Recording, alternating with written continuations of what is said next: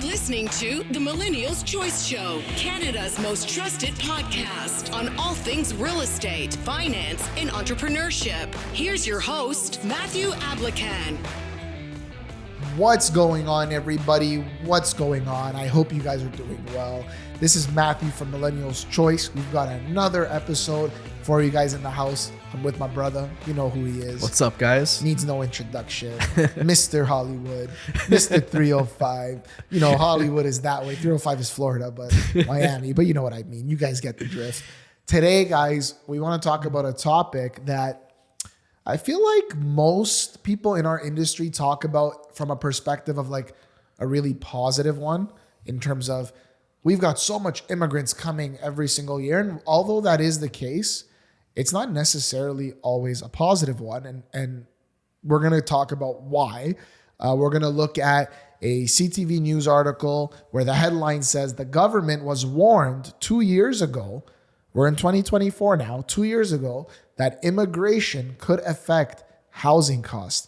We have another article where then we transition to where it says Canada to reduce the number of international study permits by 35%. That's huge. So study permits will be down by a third going forward. And lastly, and I can't wait to get to this one because I am going to rip into these universities. This is the headline, okay?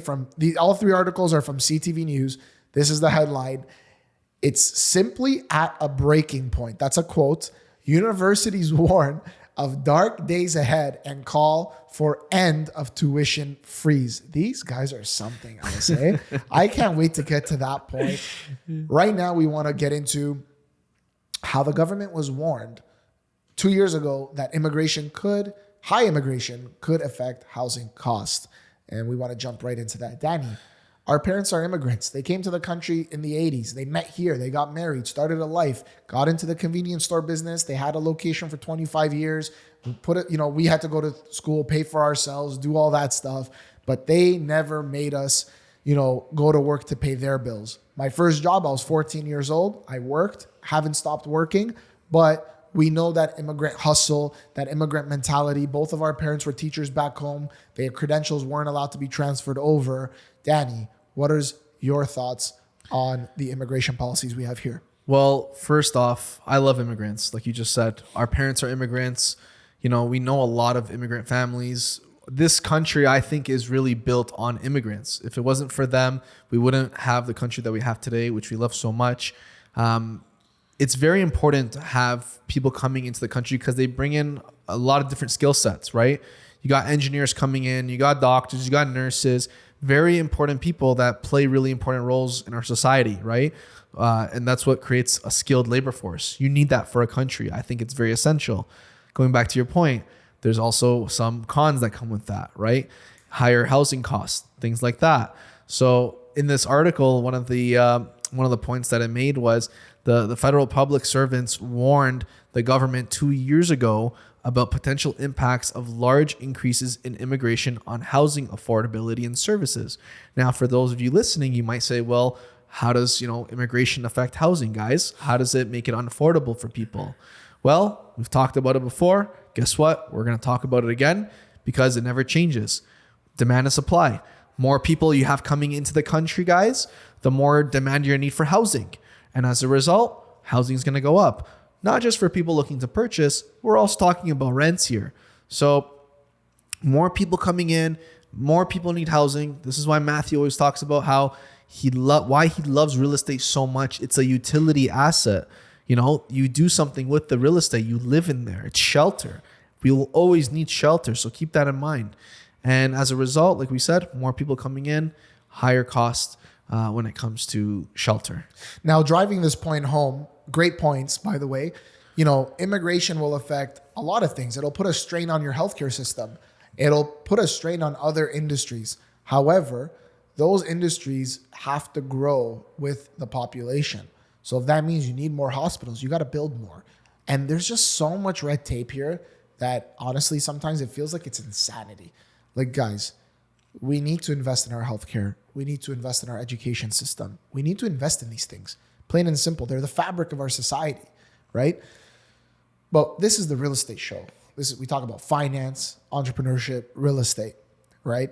And I just want to give you some quotes because the important thing here, staying on topic, is that our government knew about this. They were warned, but really there wasn't any kind of proactive, solutions being put forth in an effort to combat the demand for housing from these immigrants that are coming in, and rightfully so. They need a place to live.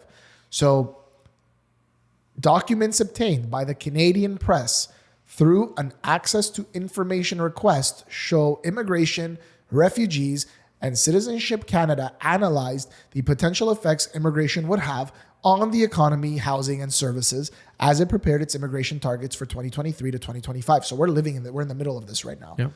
So the deputy minister, among others, was warned in 2022 that housing construction, guys, I've said this 1,001 times on all of our other episodes, that housing construction had not kept up with the pace of population growth.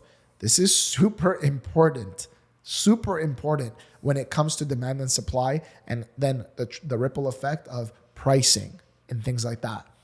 Quote, in Canada, population growth has exceeded the growth in available housing units, end quote. One slide deck read. Another quote, as the federal authority charged with managing immigration, IRCC policymakers must understand the misalignment between population growth and housing supply and how permanent and temporary immigration shapes population growth, end quote. Immigration accounts for nearly all population growth in Canada, given the country's aging demographics. What's that telling you? There's a lot more people getting older and dying, the baby boomer generation. The millennials and Gen Zs are not producing fast enough, especially in North America. Side note, especially when you're killing babies, just putting that out there. And then you have one other solution where it's bring people into the country. So you need immigrants. You absolutely need them. You can't say we don't want immigrants. We don't need immigrants. You need immigrants. Without immigrants, this economy collapses. So you definitely need them. There's a whole nother conversation we're not going to get into about which immigrants to bring in, from where, what are they qualified to do? Are they skilled or unskilled? That's a whole separate topic we're not going to get into. Point is that there's a lot of evidence here from third-party organizations that have clearly stated we're going to have a housing issue and a housing crisis with the mass number of immigrants flowing into the country. So, in every crisis, there is a Opportunity. say it with confidence. Opportunity. And what that opportunity is really right now, especially with you guys that are kind of sidelined or you're waiting to see what happens, your foot's not in the door, you haven't jumped into the market, guys, while the rates are high and you're able to get in with little competition in most markets, this is where you do it. If you have to get a longer closing date, get a 120-day closing date, negotiate that. So that way you spend a third of the year just waiting while you've tied up a deal. Hopefully by then things will get better, because it seems like the talks are, if you check out our episode we dropped on the Bank of Canada announcement that happened in the end of January, that rates are starting to go down. Okay? They're going to start to go down. So you could take advantage of this crisis, because a lot of the newcomers that come here, normally they become renters immediately. They want to get accustomed to the land. They want to get accustomed to the culture. They want to get settled in. They want to find jobs. They want to make sure, is this where they want to be? They don't have to stay here.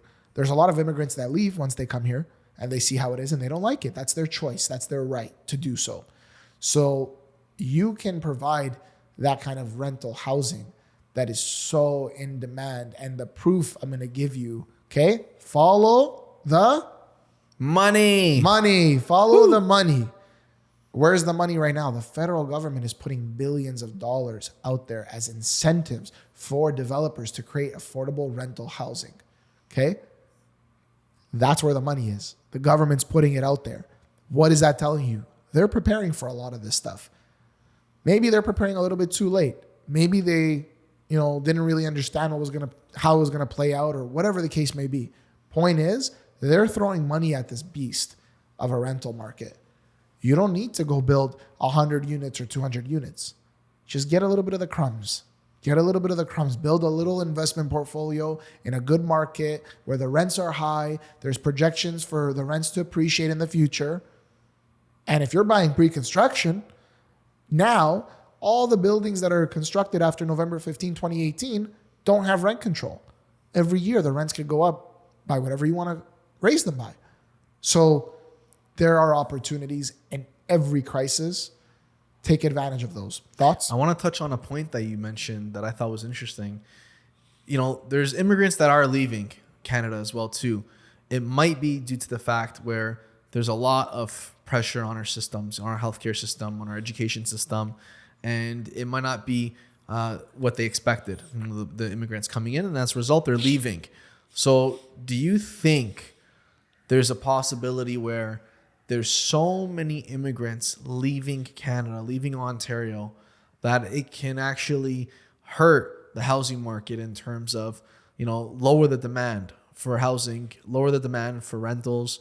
And as a result, we have more of a equilibrium in terms of price where the supply does actually meet the demand. I'm curious to hear your thoughts on that. No, only because what they did, I think in anticipation of this, is check this out. Check what this article says.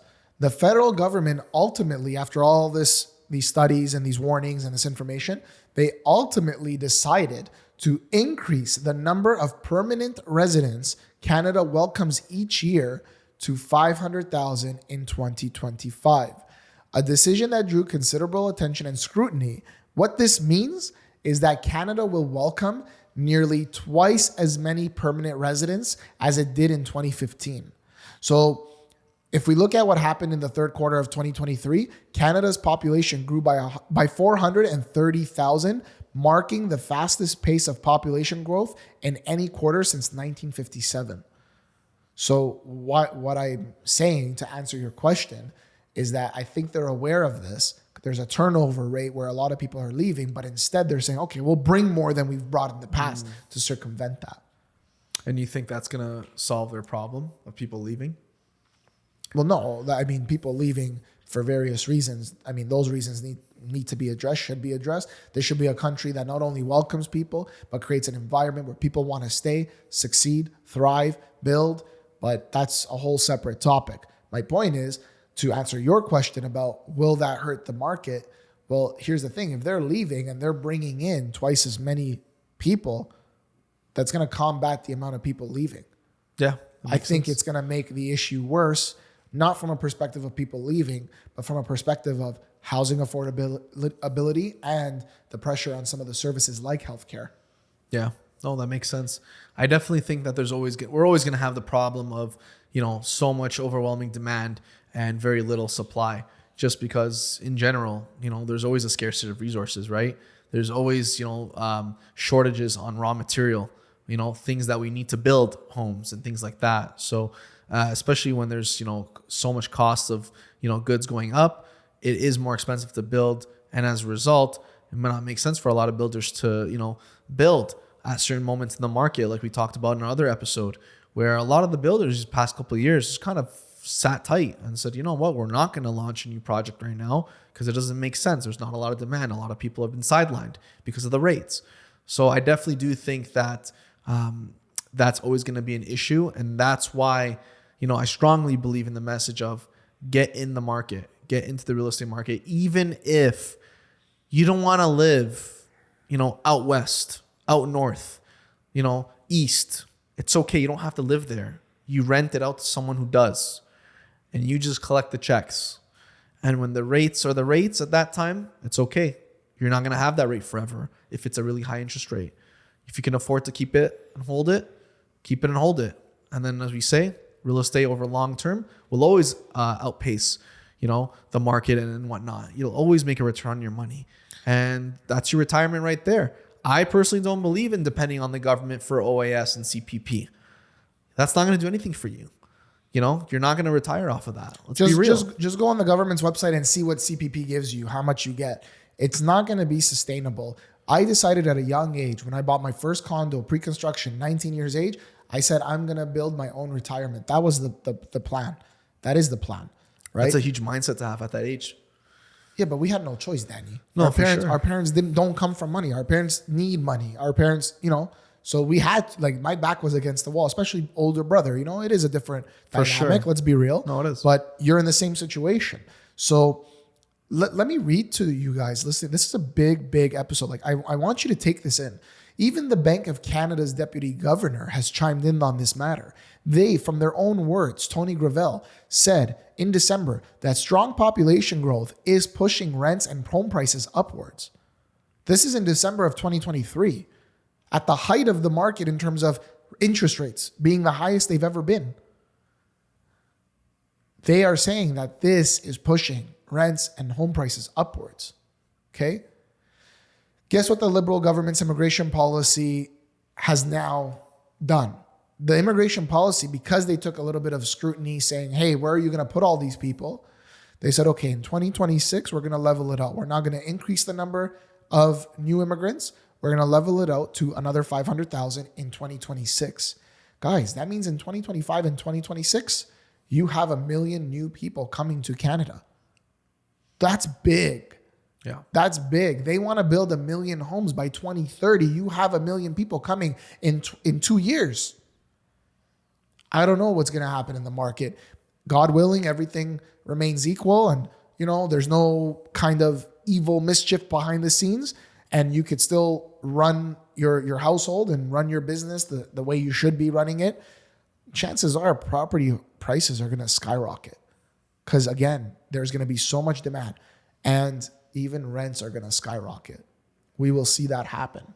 That's happening, but we will see that happen on a whole new level. By the way, in England, just travel outside of Canada. In England, there's no home ownership dream. People don't dream of home ownership. They rent. That's normal for them. Are Canada and the U.S. becoming a renter's nation? I feel like yes. I feel like we're headed in that direction. I think we're definitely heading in that direction when it comes to especially talking about immigration and the amount of people coming in. Like you just said, that's crazy.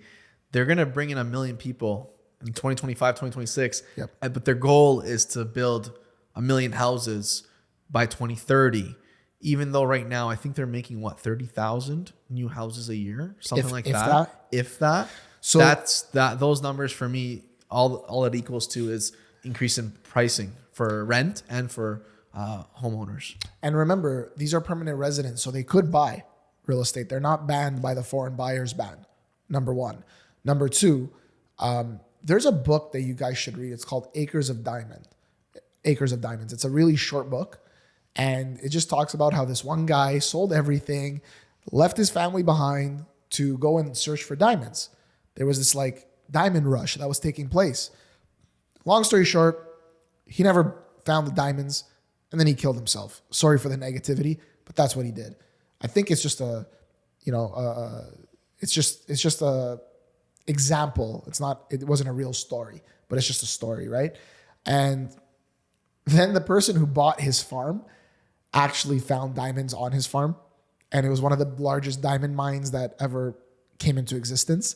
And so the idea is you are on your own acres of diamonds now.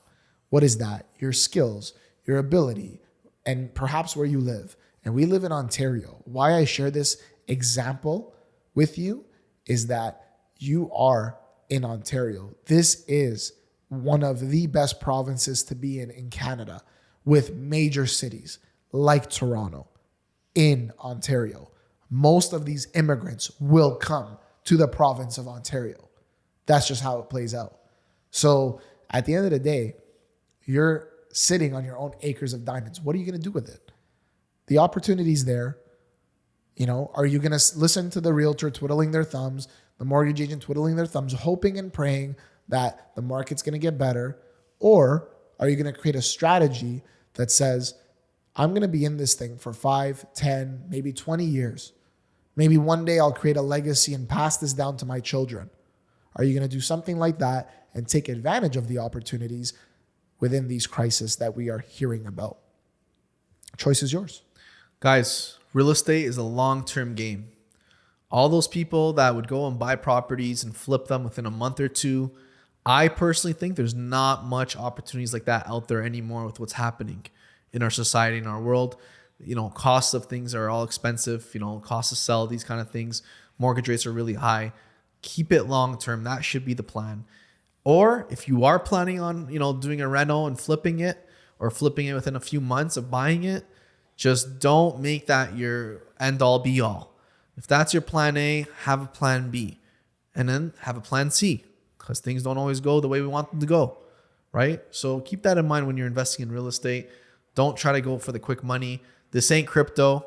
You're not going to 1,000x your money in a week or two, depending on what happens, but keep it long term, and then you'll always come out ahead. Definitely. So now leading into the next article, this was something that they were exploring, the current federal government, where they wanted to put caps or kind of close off some of the gray areas with the student visas.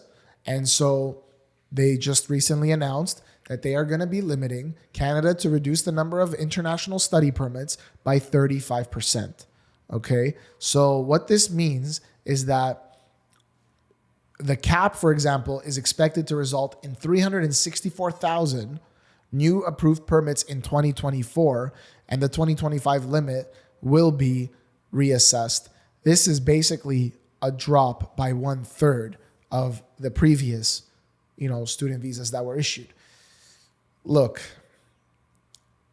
we need to make sure the people coming into the country, number one, are going to succeed here and are good for the country. And number two, we need to make sure they're coming on merits that don't just allow them to come in because they enroll, in a program at one of our local colleges that, is not really going to contribute to society. And we see that the proof is in the pudding. Wait till we get to the third article today. Enrollments are down. Student debt is at an all-time high. Students don't have jobs after graduating university. Where's the value in it? So we need these students that are coming saying, hey, I'm here to study to become a lawyer. I'm here to study to become a doctor. I'm here to study to become a teacher, to become an engineer, to become, somebody, a scientist, a researcher, whatever. I'm not coming here to enroll in one course. I don't know if they could do that, enroll in one course, but just as an example, enroll in a course where, I'm just going to learn about sociology.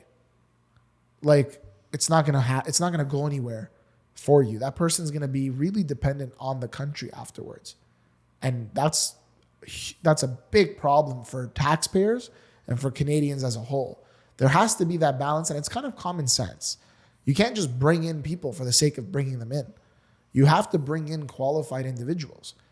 As an example, if I want to go to America right now, if I want to be a permanent resident in America, they don't just welcome me with open arms.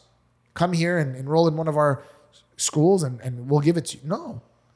No, it's a rigorous process, and it takes several years to get a PR in America.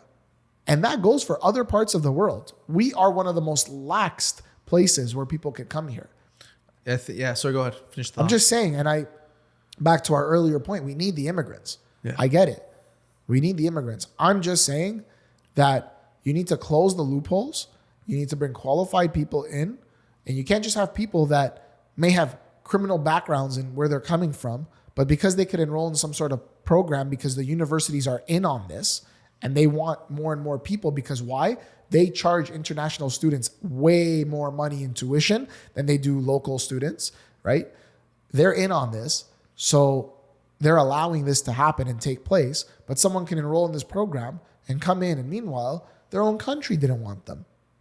We can't allow that. That doesn't make sense. No. Yeah, and I agree with you about what you said about, not just bringing in any student, for example, that's going to, drain resources, right? But at the same time is going to, add value, right? We need people to add value to the country, not to be kind of like a burden on the system itself, because once you have a lot of that, then the system's not going to survive, right? It's going to eventually waste away. And then as a result, we're the ones paying for it. The people, the long-term residents that have been here putting money into the system, right? Our healthcare, education, whatever it is. So I definitely agree. You got to have some people that have skills or that are anticipating to have skills or are learning to have skills. If they're going to be in the trades or things like that, there's a huge void of, people that are needed in trades, right? Yeah. You could probably speak to this because you speak to a lot of developers.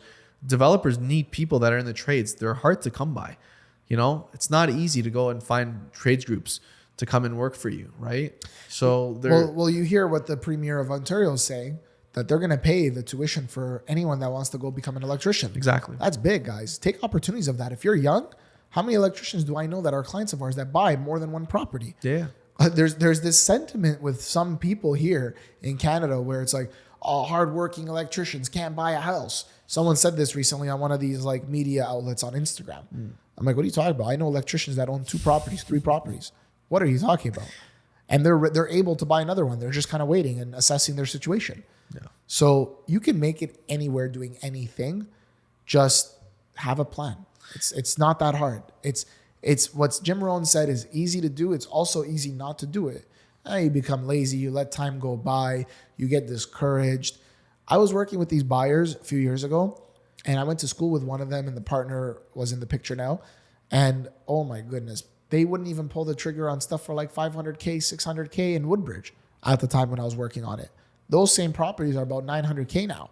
And I remember I got a phone call years later. They never bought anything, not even from someone else. They just never bought. Obviously, we stopped doing showings. I wasn't going to show them 100 properties that they were going to say no on because they were scared. The guy called me recently out of the blue. Oh, do you know this is? Of course I know. I have your number saved. The guy calls me. Oh, it's easy for you to say. You have all these connections. You have all this money. You have all this stuff. And I'm just like, buddy, if you're going to come at me with that mindset, you're not the right client for us. As bad as that sounds, you're not. Number one. Number two, you don't know anything about us. We had no connections. We're building, grinding. The reason we charge what we charge, that we do what we do, is we're spending time away from our families, networking, getting in big rooms with big people, and growing our brand. So we create a game plan for that, for our business and for our lives and for our investments. You need to do the same thing. And you need to get around people like us, plain and simple. I'm not trying to toot my own horn, but it is what it is. You have to get around people like us and create a game plan. And if you're immigrants coming to the country and the people of this country are not taking advantage of the opportunities within the crisis, then you take advantage of it. That's it. You as an immigrant take advantage of it.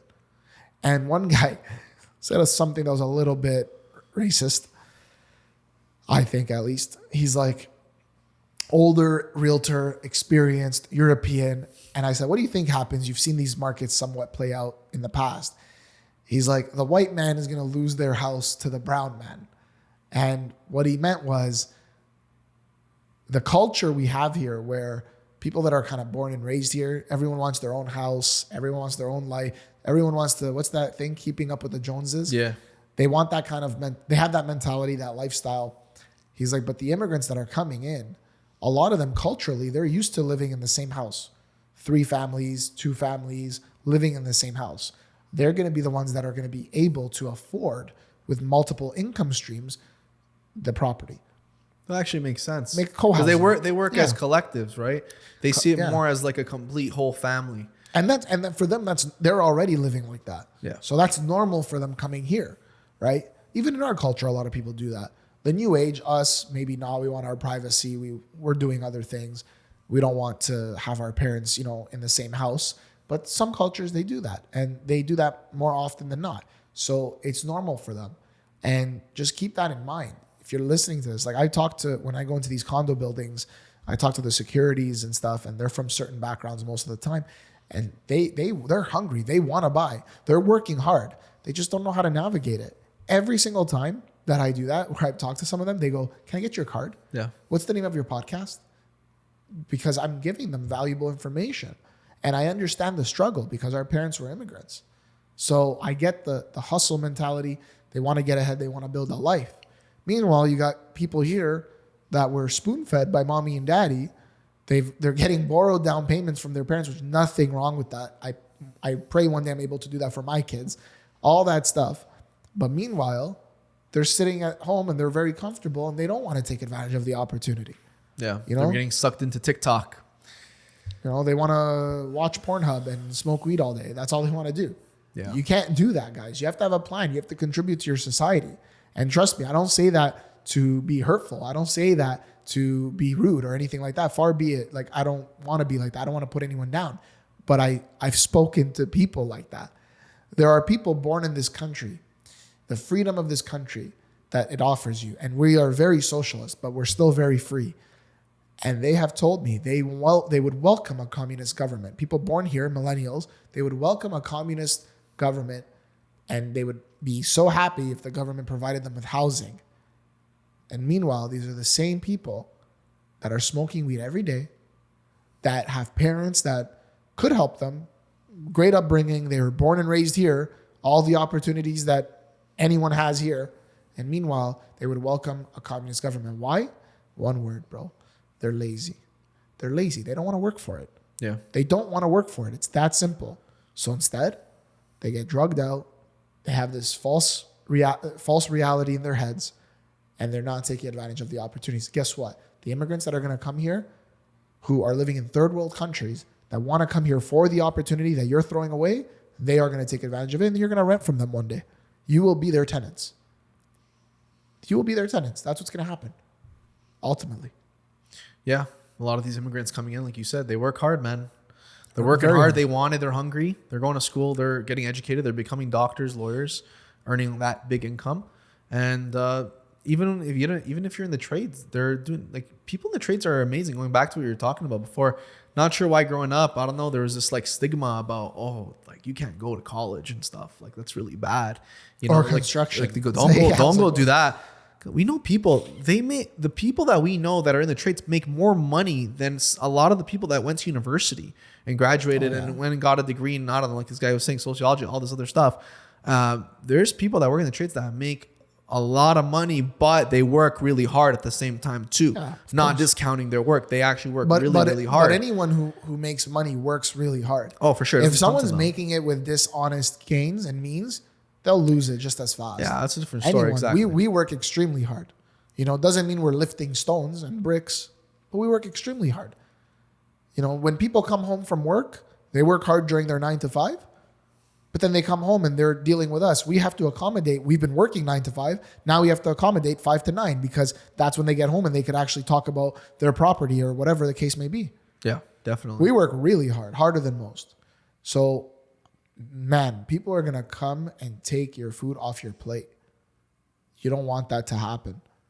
You know, you don't want that to happen. So, did you want to, I interrupted your point. You want to finish your point? That was good. That was good. It's kind of a perfect segue to go into the next article. You want to read the headline? Yeah. The next article reads, "It's simply at a breaking point," end quote. "Universities warn of dark days ahead and call for end of tuition freeze."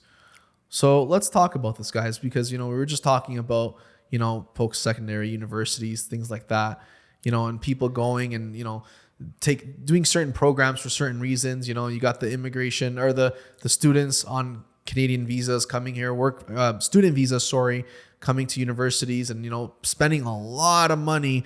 I think the number is like 2 to 3x normal tuition fees that we pay. Extremely high. It's like ridiculously high for no reason from what I understand. But let's get into the article. Let's talk about it. Yeah. So the University of Waterloo and Wilfrid Laurier University are both projecting multi-million-dollar losses over 2023 and 2024. The University of Waterloo estimates it will lose 15 million, while Wilfrid Laurier was projecting 11 million. At the end of the day, guys, and let me read you a quote and let me jump in. Universities across Ontario right now are going through a real challenge. There's a real financial struggle, and I think it's going to have an impact on the students, said Lloyd Norona, Vice President of Finance and Administration at Wilfrid Laurier University. This person goes on to say the main issue is restrictive policy from the provincial government that makes it difficult to increase revenue. We saw a 10% reduction in tuition back in 2019, and it's been frozen since. On top of that, grants that the provincial government provides universities, those have also been frozen. Guys,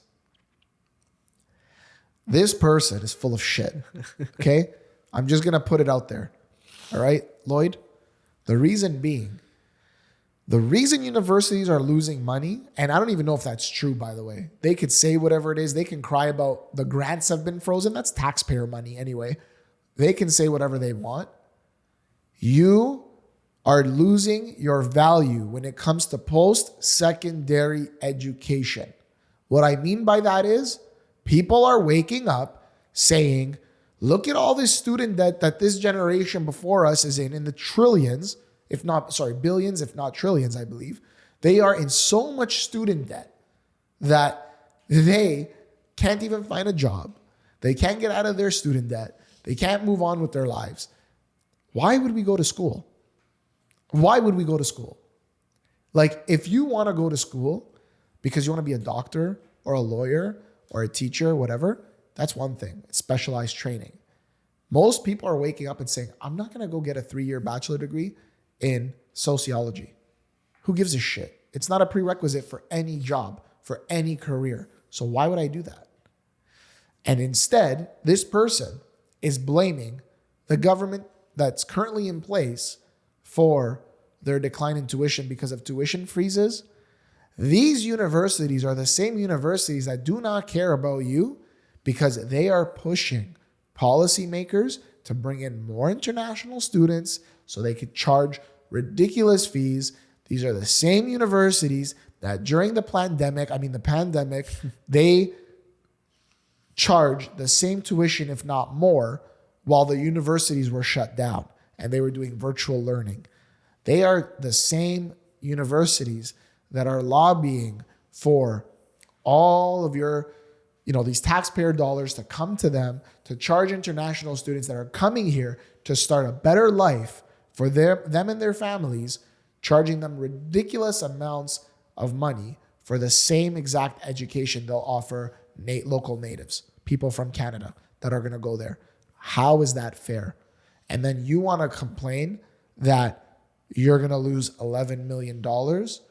I don't see any of the professors lining up saying, I'll take a tuition, cut, or some of these people that are in these offices of the university saying, maybe we'll have to not take a bonus this year or do this. No, instead, let's take taxpayers, let's file a complaint and keep pressing against the conservative government that's in the province and squeeze as much taxpayer dollars as we can to provide something that's providing such little value, if not any value, to our society.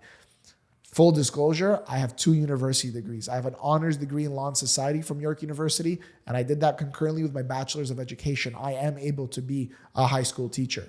I have my teachables. I finished. I did 5 years of that. I graduated with honors. There is so much benefit to the degrees that I have, but most people are not in that position. So I think this person's full of shit. I think these universities are full of shit.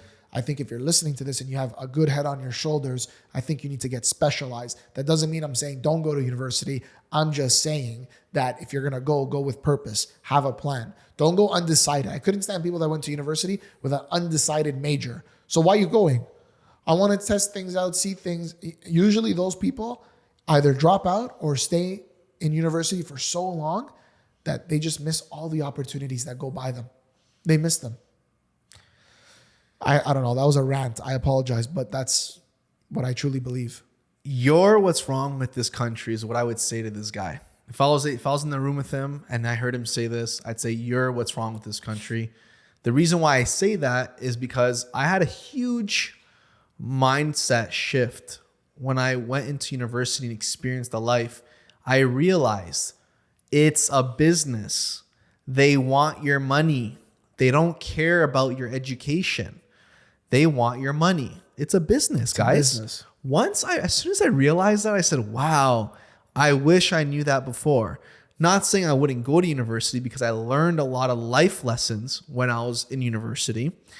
The material, I think, is garbage, depending on what you're going there for. Like Matthew just said, if you're going there to specialize in something, that's a different story because you need that certain knowledge and education. But to all the people that, think, oh, I have to go to university to be successful. I have to go to university to be educated. I have to go to university to be smart and do well in life. Sorry, you've been fed a lot of what in your life by someone. It's a lie. And so what I'm going to tell anybody listening to this right now is you have to realize it's a business. This is the thing that changed my perspective. And once you start to realize that, it's actually very freeing. You don't have to go to university to be successful. I think a lot of what was happening before, the boom in technology in the past few years was a lot of these big corporate jobs were just hiring people that, you know, they had to have degree, credentialism. They had to have a degree. Yeah. What school did you go to? Guys, it got flipped upside on its head. The reason why I know that is because AI right now is shaking up the industry in business and everything. And if you're somebody that doesn't have a degree, but you're really good at, I don't know, coding, you're really good with AI, guess what? You're going to get the job over somebody that knows nothing about AI or coding, but has a university degree in, like Matthew was saying, sociology.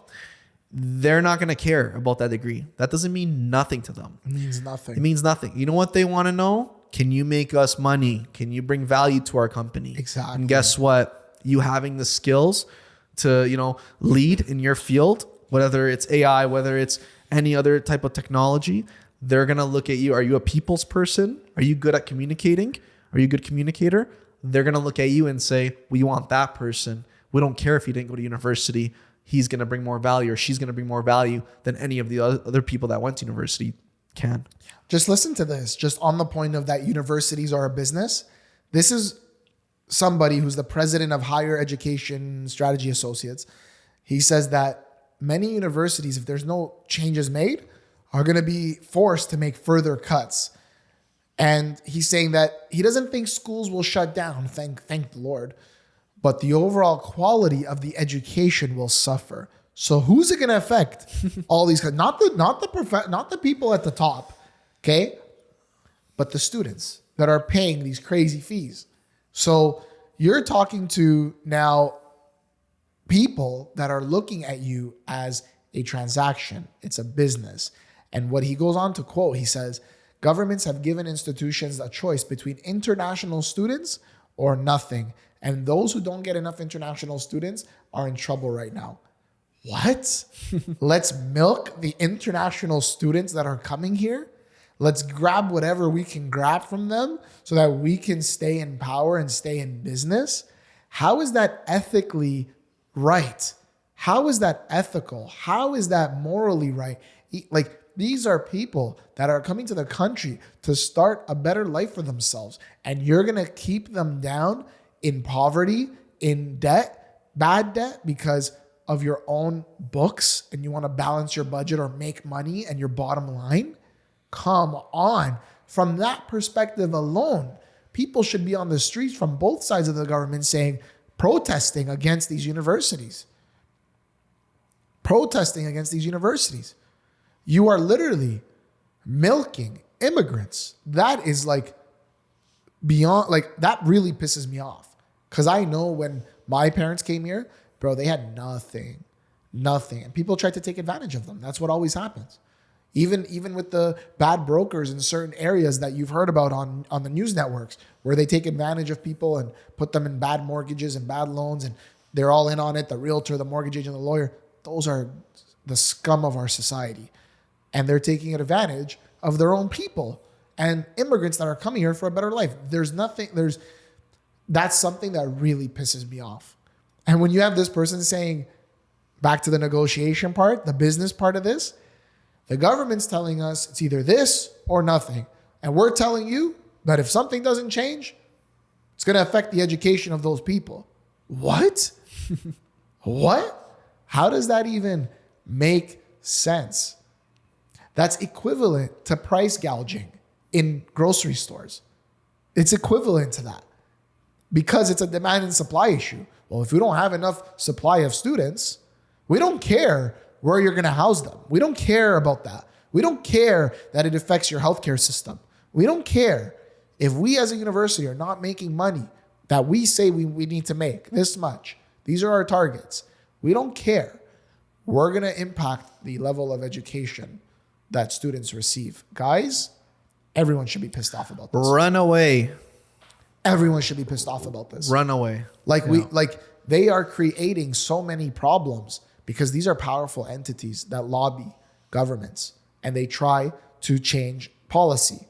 And they are lobbying the governments for all these students, for all this stuff, these international students that are coming now.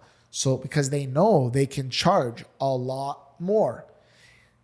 instead of looking in the mirror and saying, where are we failing? Why are we not bringing more value to society? Why are so many of our students graduating with such high student debts?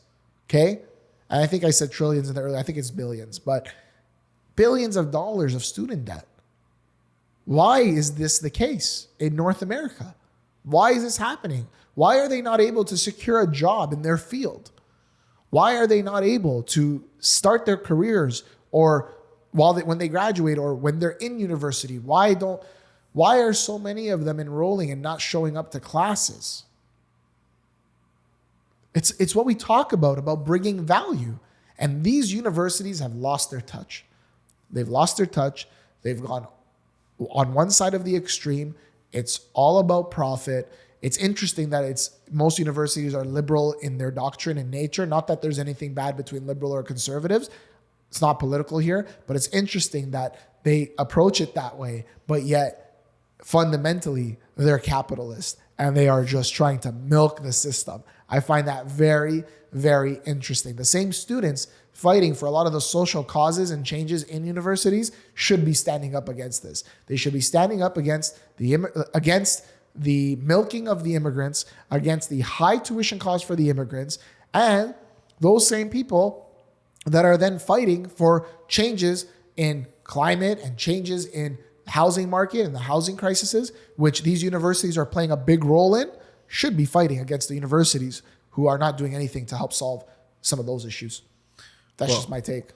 I agree with all that. And, a lot of the people at the top, like you're saying, they position themselves, in a way where it benefits them, right? So, when it's good to make money, they're going to be capitalists. When they want to seem like, they're lobbying the government for the rights and freedoms for certain people, for immigrants, it's not for the immigrants. They could care less, in my opinion. I think they care about their bottom dollar, their bottom line. And that honestly does sicken me as well, too, coming from an immigrant family. So it's one of those things where the good news is a lot of people, I think, are waking up to this, though. I think a lot of people are waking up to it and are saying, you know what? I don't really need to go to university anymore. No. It doesn't make sense for me to go. Why would I go and get into debt? What's the benefit? What's the value? And like you were saying, what is the value? Unless you're going in there for a specific reason, you want to be a doctor or a lawyer and you need to get educated in those fields because they're very specialized, makes sense. Beyond that, just to go there because you don't know what to do, I think you should just go to a sales job and actually get some real life experience. Not necessarily a sales job, but any job, but get any life experience communicating with people, as opposed to going and, studying for only 2 exams that make up your grade. How does that really test your knowledge? Right? And what you learned, it really doesn't. I think the reason why they do that is because if you bomb one of those, you pretty much fail the course and you got to retake the course and you're paying another $2,000. It's all a business. They've structured it that way for a reason. And so it's one of those things where, listen, a lot of people are waking up to it.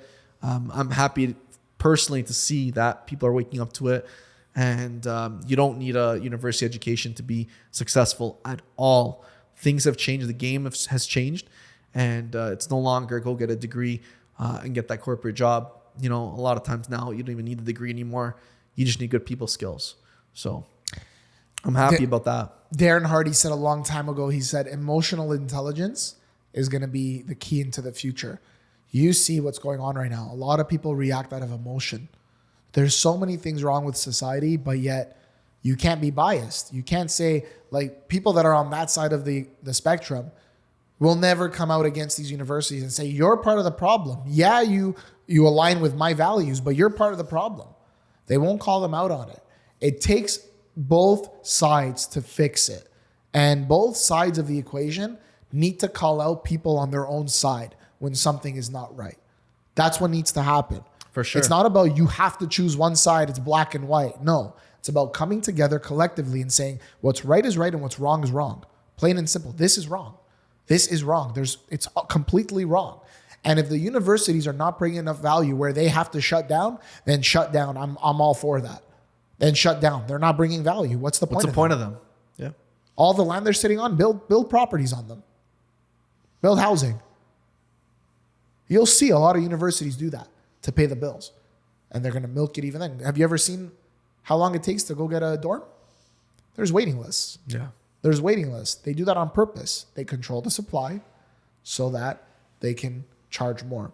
Yep. I think that's the end of this conversation. I think we went down a certain rabbit hole that just really pisses me off.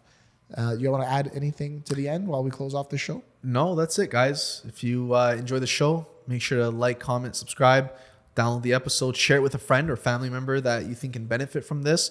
If you know somebody that, is in their late teens and early 20s that doesn't really know what they want to do and get into, definitely send them this video. It's one of those things, again, we're not anti anything. We just call it like it is. We both are university graduates, but again, make it make sense, right? Where's the value? Ask yourself that, right? What kind of mindset are you working with right now? And what kind of mindset surround you, right? And make sure to, again, follow us on Instagram, Danny Ablacan, Matthew Ablacan, Millennials Choice. And if you haven't already reached out to us, if you ever have any questions, feel free to reach out. We're always here to help. And there's an opportunity in every crisis. Remember that. Go with that mentality. Go forward with that mentality. You'll be just fine. All right, guys. Thanks again for watching it. We're out.